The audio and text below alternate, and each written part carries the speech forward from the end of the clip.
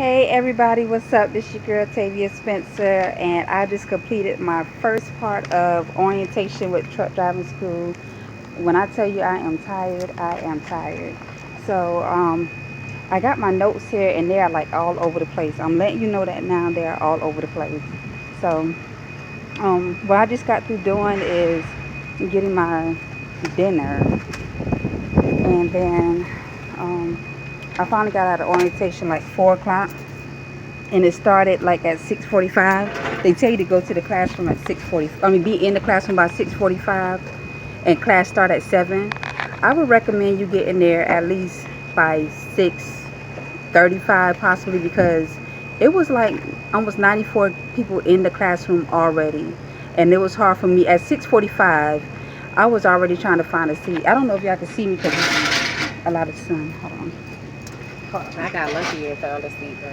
Yeah, it was, my seat ended up being to the front, and then the people that came in extra late, a few of them, their seat was to the they had You to don't pull want out to a stick seat. out like a sore thumb by coming in late. You know what I'm It's saying? Make sure embarrassing. you get there early enough. Exactly. So like they were saying, like, you know how like when you go to work, they always telling you if you're early, you on time, and if you on time, then you late. Then that is definitely the situation here. So I wrote down as many notes as I could, as detailed as I could be. Then I might be missing some parts, because if you're coming to orientation, then they're going to explain that stuff to you. So if you see me looking down, yes, I'm looking at my notes. Okay. So it started on time at 7 o'clock. The training manager, his name was Steve. It's on one of my papers. Um, he talked about the headquarters. He talked about how O'Reilly Auto Motorsports, and that's what it is. It started in Missouri. Was it O'Reilly? Yeah. So he gave the history about Prime, how it got started, about 48 years ago, and he also mentioned, like, I've been hearing rumors like that started yesterday when we went to go eat. They was talking about how the people at Applebee's, which is nearby, and a restaurant called Fire and Ice, which is attached to the Oasis hotel, and how they know people there, and how they actually would call over to Prime and let them know if you've been drinking. Do not drink. You're not coming to school to drink at all, so don't do it. It's not a vacation. It's not your vacation. This is not no time for you to celebrate whenever you get your CDL permit. So do not drink, okay? Come about Or business. tell them about sagging. Like they'll send you home for even. Oh sagging. yeah, we was talking to somebody. It says his second week here, and he told us that the people, they sent somebody home for sagging. Somebody got sent home for drinking. I know I got in here another reason why someone got sent home. It's in my notes somewhere. But also, do not, matter of fact, it's right here. Do not invite nobody that you meet at Walmart, at Waffle House, at Applebee's, or anybody that you meet outside of Prime, anybody that's unauthorized onto the campus. You and your new little friend will be escorted off of the property. That's what they said. So during this time, like in your meeting, and when you get there early, they give you a packet the day that you arrive, that you check in. Oh, I got to talk about check-in too. So anyway, the time that you check in. So most of the time, by the time you get here, like off of your Greyhound. By the way, my Greyhound ride was 31 hours. Okay. You don't want to fill out no packet when you get here. Anyway, you get most of it done, or you might get it done. Kudos to you. So you work on your packet, finish it up that morning or whatnot. The paper would say that it needs 10 years of experience. They need 5 years of experience, and then 10 years if you got any trucking history. It says like the training will be done by Wednesday, and then at like by 7:15 this morning,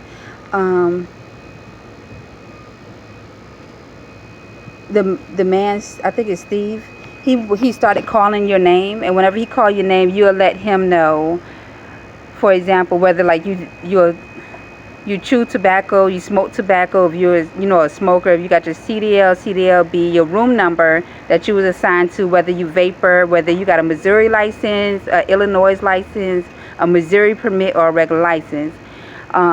So then after that, you'll go to the orientation office to give them your license and your birth certificate. they do not need your social security card, but you have to write your social security number down on all of those packet information. But what I did, I just wrote the last four down. Then when it was my turn to do my file review, then as she's reviewing your paper, then she's like, oh, you left off your social security number. I'm like, okay.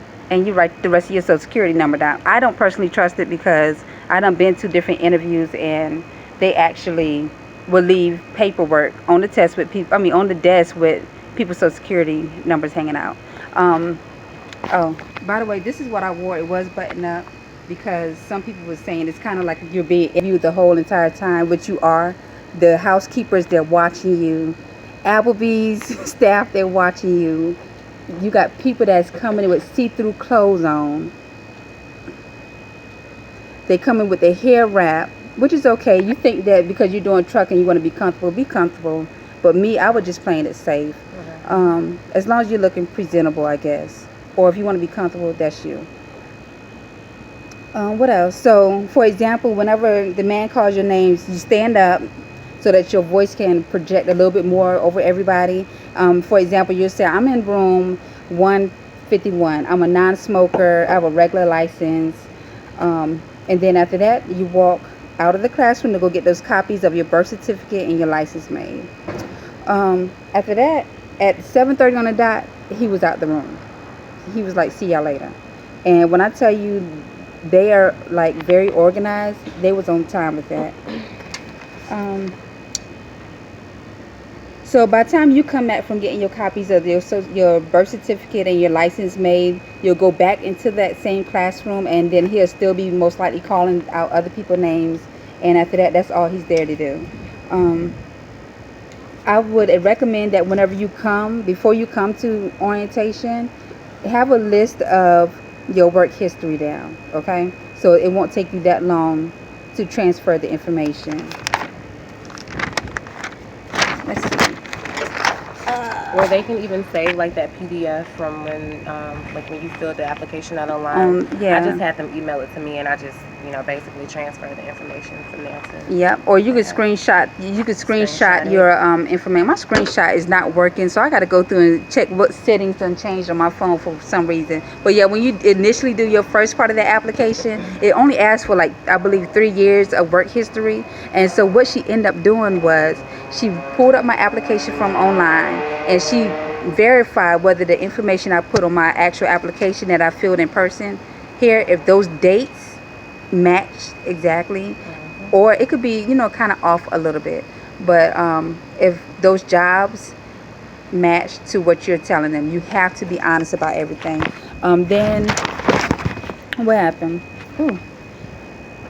We was given a handout of 5 papers you had to fill out in class, as a class, so you couldn't try to go in advance. Do not go ahead because you're going to mess something up, and she's going to make that very clear. If a person is not in their seat with these 5 papers they handed out, she's going to want you to put those papers in your neighbor's chair until they get back.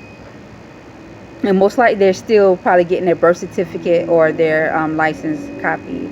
And then you got Kay. Kay is very nice. She came from the cafeteria immediately, and she walks in. She got some meal tickets. This is how my meal ticket looked, like this. And they punch them whenever you come in.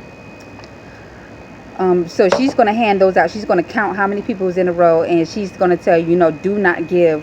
If somebody's not in their seat, do not put a meal ticket in that person's seat. She has to personally hand them out. Okay.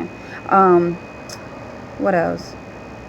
By 8 a.m., we still got the physical forms. Then you got Miss Jackie and Christian. They came in. They're from Trinity Healthcare or whatnot. Yes, it's a doctor facility inside of the hotel. It's no joke. Anyway, so they provide you a thick physical paper. It's like 8 pages, and then it got like a little card attached to it. And then about 8:15, Christian and Jackie, they was talking about prescription medication and vitamins that you're taking within the last 30 days. Not 31 days, but within the last 30 days. I would advise you just go, if you do take medications or anything, go ahead and write them down. Bring that list with you so that you can quickly transfer them to this form, okay? Instead of you have to go back through and call people. Some people was having to call home or send text messages back home and sending pictures of the pill bottles or whatnot. You don't want to do that because you cannot have phones in that classroom. And they got 2 cameras, one in the front and one in the back. Yeah, it's real. Anyway, so what else?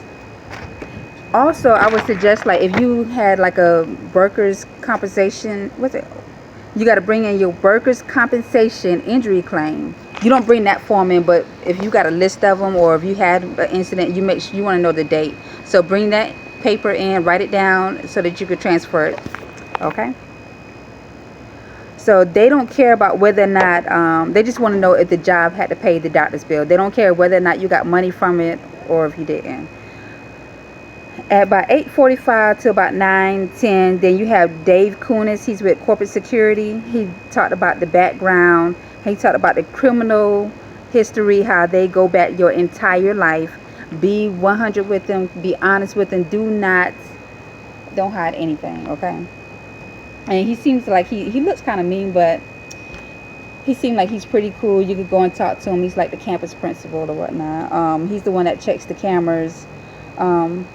He went over the campus rules. He talked about the housekeeping, how he talked about dating, how it's not Match.com, because you had some situations where people done finished their, like they got their permits and they passed their tests or whatnot, like within the first try. And by the time they came back over the road, they was having problems with their significant other in the hotel, and it would turn out to be a domestic violence situation. Do not litter, do not loiter. What else? He was talking about the loitering, like at where? He said that was like even at the at the DMV. Well, yeah. So DMV people is like watching. And like definitely don't litter, like you just said, because he said that they will have police come and write you a ticket. Yeah. If they see you littering. It's real. So. Do not litter at all. Then he started talking about the CBT modules. You'll get more information about that. I think she says about 37 modules that you have to complete. What else? Failed drug tests. You have. He said if you fail the drug test, you got like 30 minutes to pack your stuff, and then you're going to be escorted across the street. They don't give a damn how you getting home. They ain't paying for it. Like they're and if they're they serious. catch you back on campus, it's trespassing. It's trespassing. They're not going to find you a way back home. So if you know you got drugs in your system, don't waste your time coming. If you know you done did it, don't waste your time coming. Do not take those drinks and stuff that you saying that actually works. Don't do that, because he already told us everything. Don't try to warm your pee up, because you know your pee goes supposed to be a certain body temperature. We even had one student, he was talking about another job where he said that he ended up warming his up a little bit too much, way past the body temperature, so he failed that. But don't try to warm your piss up. It does not work. That's what he said. So by 9:10 in this classroom, we had Miss Virginia came in. She's pretty cool. Got this man looking at me like I'm crazy, like I'm talking to myself. Hopefully you think I'm on FaceTime or something.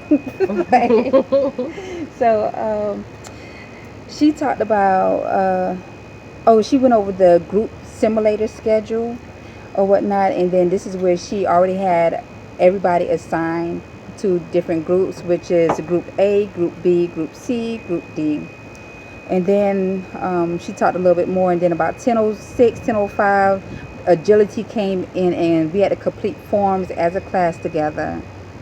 But we had to go in those groups that we were assigned to. That's took 2 hours to get. Got chaotic. After you leave out the classroom, everybody is to go to the agility. Please comprehend what this lady is telling you, okay? Please comprehend what she's telling you. She's going to assign you to a group, right? Each group is not going to stay on the same schedule. Does that make sense? Mm-hmm. Group A and Group B is not going to be on the same schedule. Group A is everybody, but Group A is going to go first to take the agility test, okay? And then after that, she's going to tell you what your order of your schedule is to be, okay?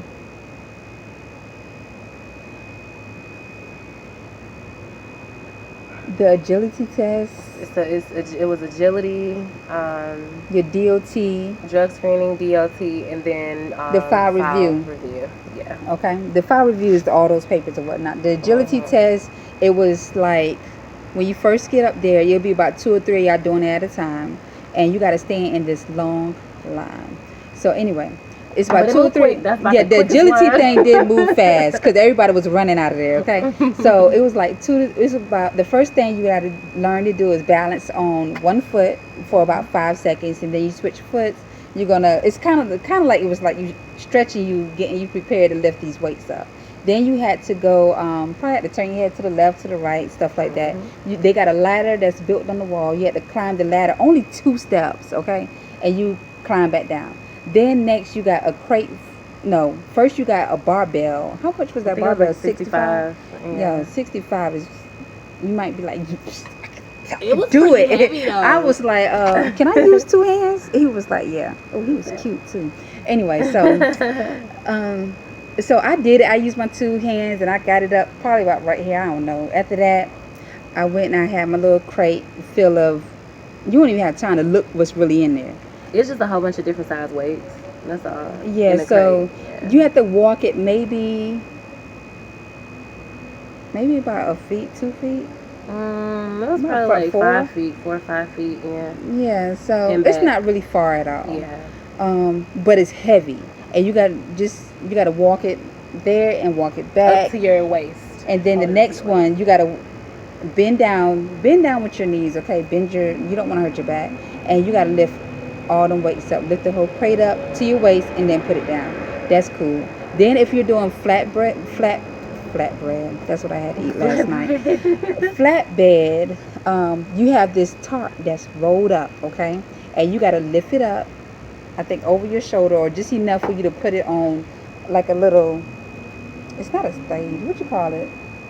I don't know. You got to put it on the shelf. I'm gonna just put it like that. Shelf, yeah. You just put it on the shelf, and then you got to take it off the shelf, and then you got to put it back on the floor.